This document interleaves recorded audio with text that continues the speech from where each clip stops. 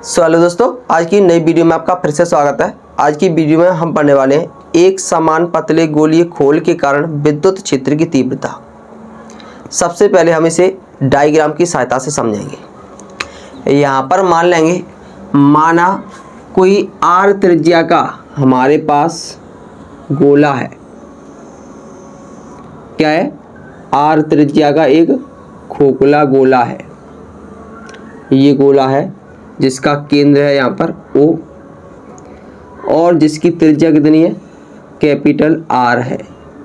इस गोले पर प्लस Q आवेश दिया जाता है तो यह पूरे पृष्ठ पर यानी कि पूरे गोले पर एक समान रूप से फैल जाता है। इस पर कौन सा आवेश दिया जाता है? धनावेश दिया जाता है, जो पूरे गोले पर एक समान रूप से फैल जाता है। इस गोले के बाहर r दूरी पर यानी कि स्मॉल r दूरी पर कोई बिंदु P है, जहां पर हमें विद्युत क्षेत्र की तीव्रता की गणना करनी है। क्लियर है? तो यहां पर मान लेंगे, माना इसके चारों ओर कोई हम गॉसीय पृष्ठ की कल्पना करते हैं।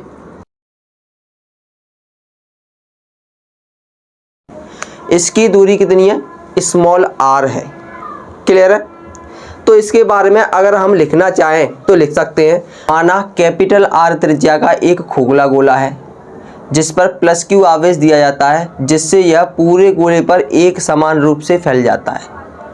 इस गोले के केंद्र O से R दूरी पर कोई बिंदु P है, जहां पर हमें विद्युत क्षेत्र की तीव्रता की गणना करनी है।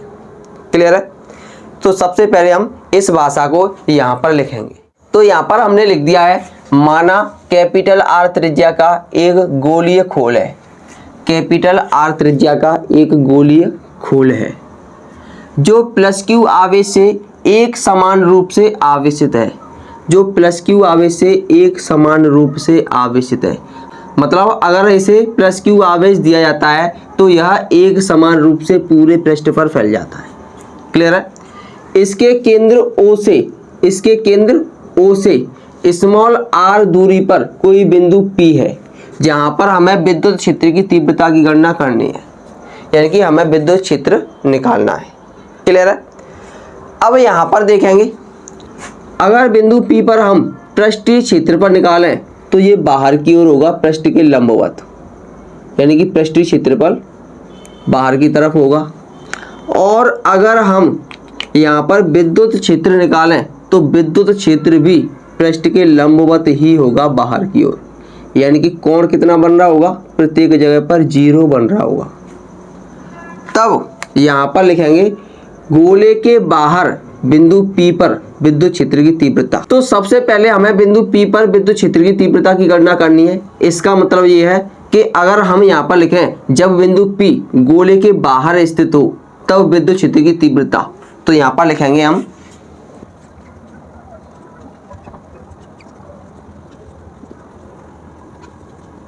तो यहाँ पर हमने लिख दिया है, जब बिंदु P गोले के बाहर स्थित हो। जब बिंदु P गोले के बाहर स्थित हो, मतलब इस गोले के बाहर स्थित हो, तो यहाँ पर देखेंगे, यहाँ पर स्मॉल r बड़ी है कैपिटल R से, मतलब small r is greater than capital R। तब लिखेंगे हम गॉसीय पृष्ठ से निकलने वाला या गुजरने वाला कुल वैद्युत फ्लक्स।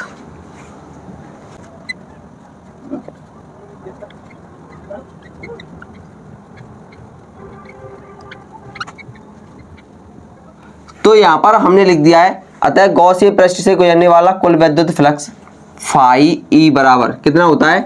ES cos theta. और यहाँ पर अगर हम थीटा का मान ज्ञात करें तो थीटा का मान कितना है? 0 अंश। तो यहाँ पर फाई E का मान कितना हो जाएगा? फाई E बराबर हो जाएगा ES cos 0, और cos 0 का मान कितना होता है? क्योंकि cos 0 का मान होता है 1। इसका मतलब ये है कि फाई E का मान कितना हो जाएगा? फाई E का मान हो जाएगा ES। क्लियर है? तब गॉस की प्रमेय के अनुसार, तो लिखेंगे तब गॉस की प्रमेय के अनुसार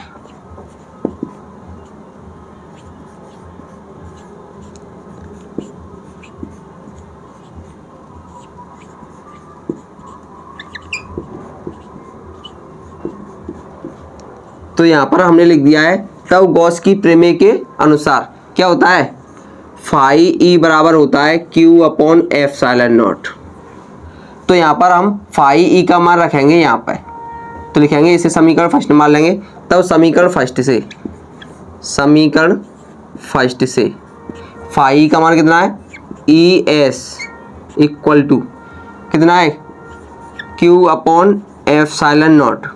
और यहाँ पर अगर हम एस देखें तो एस क्या है, ये गोला है, इस गोले का पूरा पृष्ठ है, और गोले का पृष्ठीय क्षेत्रफल क्या होता है, 4 पाई आर स्क्वायर। तो यहाँ पर हम एस का मान रखेंगे 4 पाई आर स्क्वायर। क्लियर है। तो यहाँ पर हमें सबसे पहले क्या ज्ञात करना है, ई का मान ज्ञात करना है। तो ई बराबर हो जाएगा Q upon epsilon not into S. यहाँ पर अगर हम एस का मान रखें तो ये हो जाएगा Q upon epsilon not into S का मान कितना है, 4 पाई आर स्क्वायर।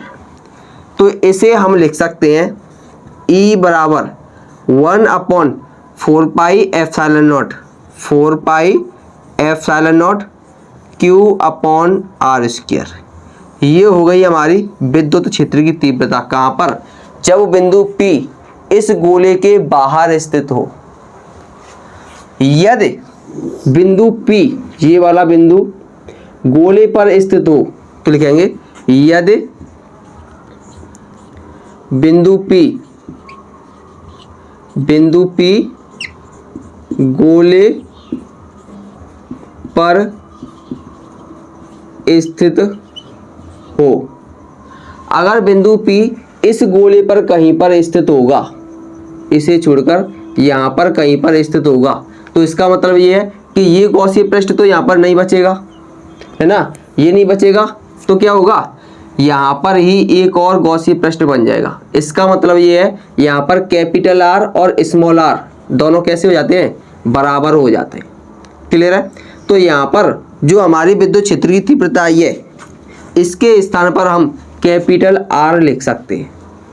तो यहाँ पर जब बिंदु P गोले पर स्थित होता है, उस स्थिति में हम स्मॉल आर के स्थान पर क्या लिख सकते हैं, कैपिटल आर लिख सकते हैं।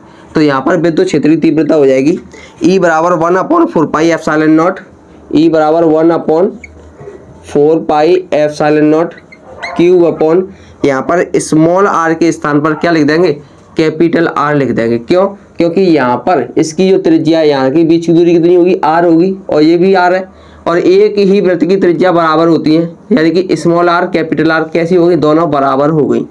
तो यहाँ पर हम कैपिटल आर लिख सकते हैं। तो यदि बिंदु P गोले पर स्थित होगा, उस कंडीशन में हमारी विद्युत क्षेत्र की तीव्रता इतनी होगी। और यदि बिंदु P गोले के अंदर कहीं पर स्थित हो, मान के चलेंगे यहाँ पर स्थित है, तो यहाँ पर हम एक गॉसीय पृष्ठ की कल्पना करेंगे। क्लियर है।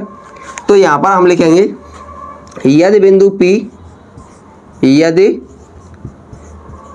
बिंदु P गोले के अंदर कहीं स्थित हो,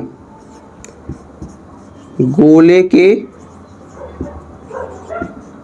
अंदर स्थित हो,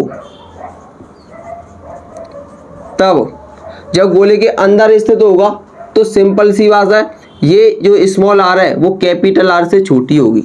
तो यहाँ पर स्मॉल आर है वो कैपिटल आर से कैसी होगी, छोटी होगी। क्लियर है।